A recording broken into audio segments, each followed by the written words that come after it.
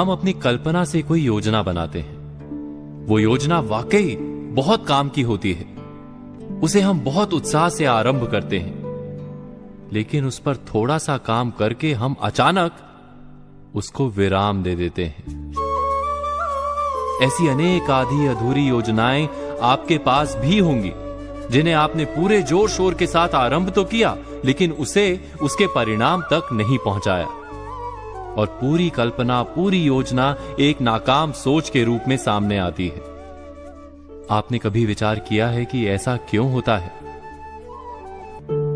ऐसा मात्र कार्य में संकल्प शक्ति के अभाव के कारण होता है। हम कार्य आरंभ करते समय अपनी संकल्प शक्ति पर विचार नहीं करते। भावुकता के साथ काम का आरंभ तो कर लेते हैं, लेकिन उसको निरंतर संचालित करने की क्षमता पर विचार नहीं करते। यही नहीं, हम उस काम में अपनी रुचि, दक्षता और कौशल्य पर भी विचार नहीं करते। बस कल्पना अच्छी लगती है और हम उस काम को करने का निर्णय कर लेते हैं।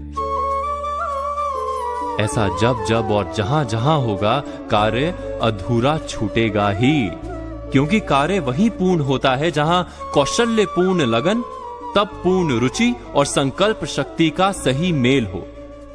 जहां भी इन तीन या इनमें से किसी एक का भी अभाव होगा, तो वो योजना कितनी भी बढ़िया, कितनी भी लाभप्रद हो, परिणाम कुछ नहीं निकलेगा। ठीक वैसे ही जैसे किसी रोग को दूर करने के लिए सही परहेज, उचित आराम और सही दवाइयों की आवश्यकता होती है।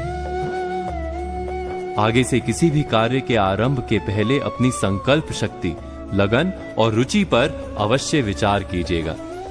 आप निश्चय ही हर काम में सफल होंगे। आधी अधूरी योजनाएं कभी आपके हिस्से में नहीं आएंगी। इस मंत्र को आजमाइएगा जरूर। तो आज की गई बातों पर हमेशा की तरह विचार कीजिए और कल की प्रतीक्षा कीजिए।